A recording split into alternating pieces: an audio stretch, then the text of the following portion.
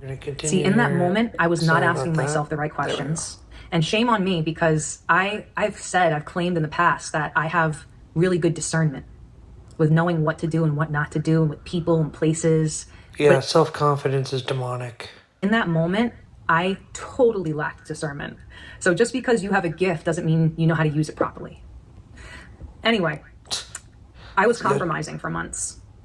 I was compromising by drinking non-alcoholic beers, putting the flavor of beer in my mouth over the course of a few Interesting. months. You know, the enemy always seeks to amplify. He gets in really inconspicuously.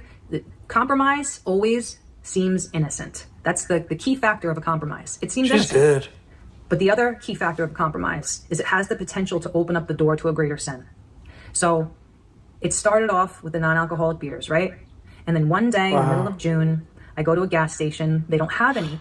And I say to myself, I could probably handle just having one beer and I'll be fine. This girl looks Because I really wanted to good. taste the beer, right? Because I've been tasting it for so many Oh months my with the goodness. non-alcoholics.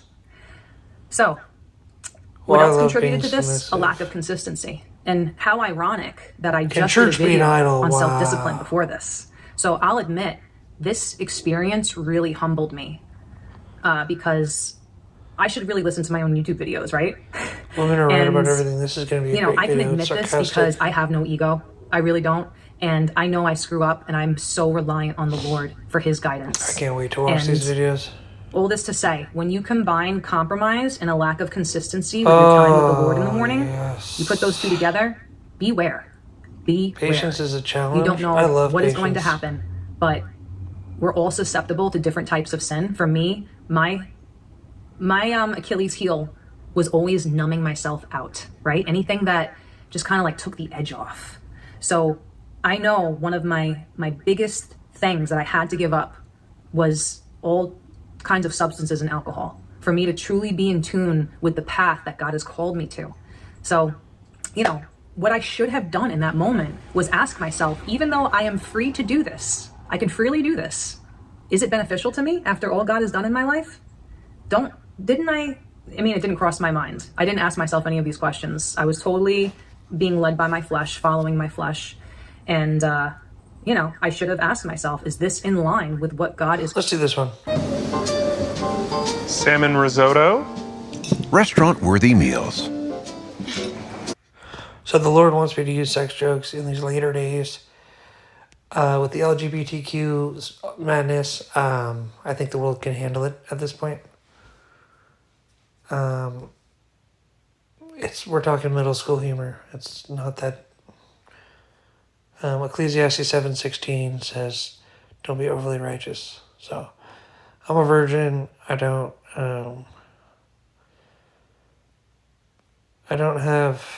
really struggle in this. I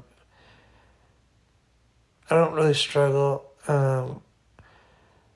with this. This girl's amazing. Look at all these hearts. No matter what I say, I'll get a heart. I'm wrestling against it. See what she says. Calling him, yeah, it's no kidding. I kind of struggle a little with looking at women still, but I've been better about it by God's grace. I said, Lord, you made it too beautiful. I turned it into worship. One time I was obsessed with this girl. Her name was Paige, and I was freaking out, and I was like, And then I was talking to God, and he just cuts me off, and he says, I love her more than you love her. And I was like, oh, snap. I'm so sorry, Lord. Of course. He's going through everything I'm going through, but times a million cajillion. Wouldn't want to be in his shoes. It's already annoying enough, the love that I have. My goodness. Anyways. Anyone who condemns pleasures of the flesh and eats animal flesh is a hypocrite. Anyone who condemns the very process that gave them life is also a hypocrite. Oh, really, Robin Hood? 69.54. What are the odds?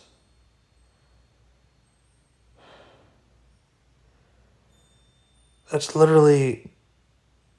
You're kidding. That's my PIN number. It's a 1 in 10,000 shot. How did he get that? I think this is a sign. Anyone who doesn't condemn all religions that promote guilt and ambivalence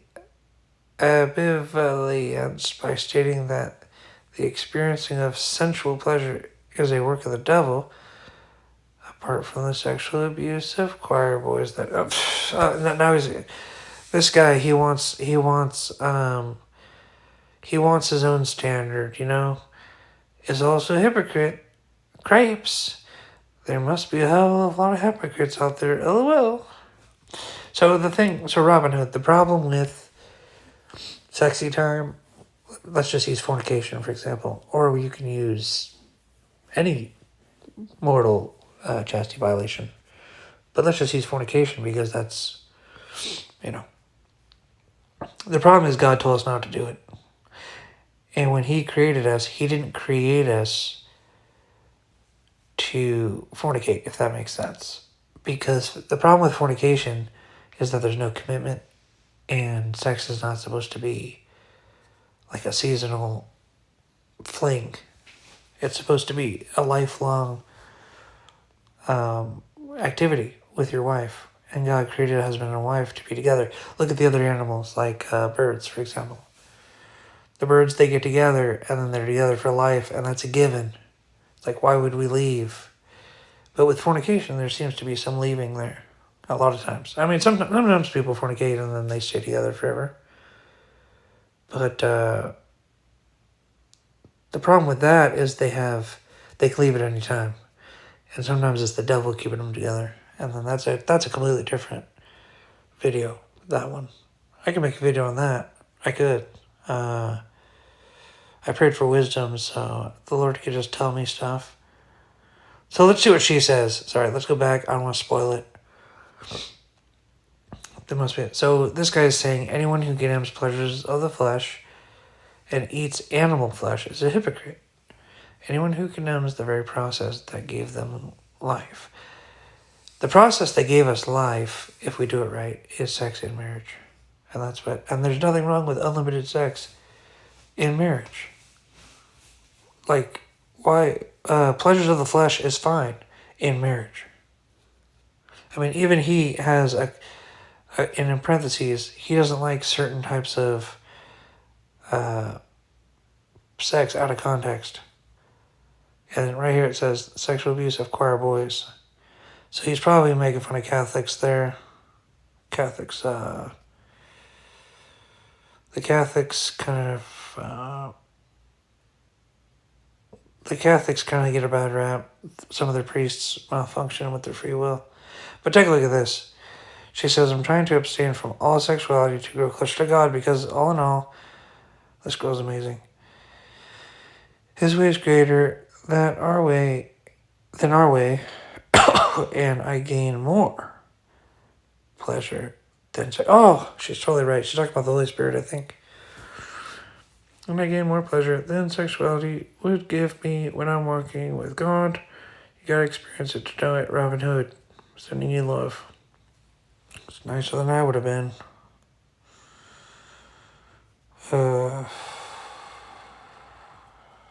What should we say? Let's leave him a comment here.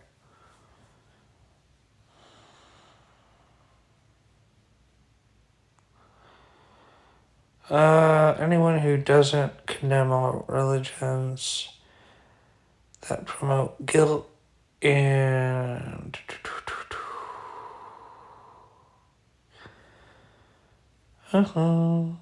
anyone who condemns them is a hypocrite.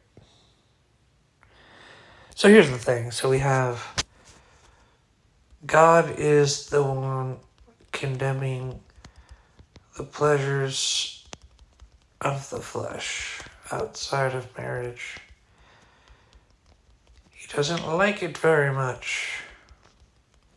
And there's a lot of reasons, but if you know God really well, you don't need very many reasons.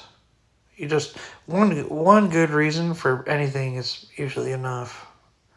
That's what was so hilarious about the Dare to Resist Drugs program. They're like after that first hour, I was like, I'm never doing drugs. And then he comes back in like the next month. It's like, what are you doing here? Like, you don't think we're convinced? They're like, I know you're not convinced. And then he gives us another hour of like, no, seriously, don't do drugs. It's like, man.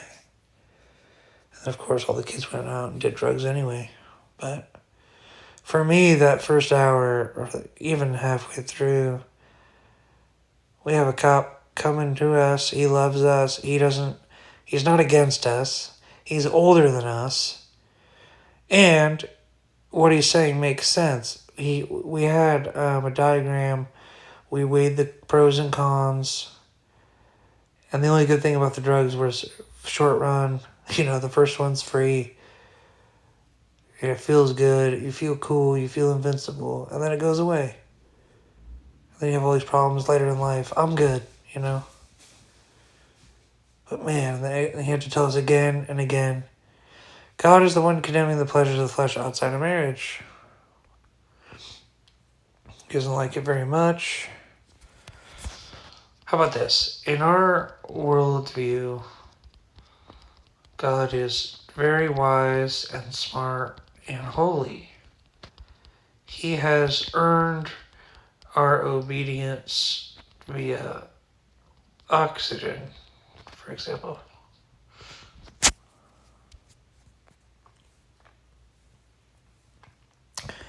Alright, let's end the video there.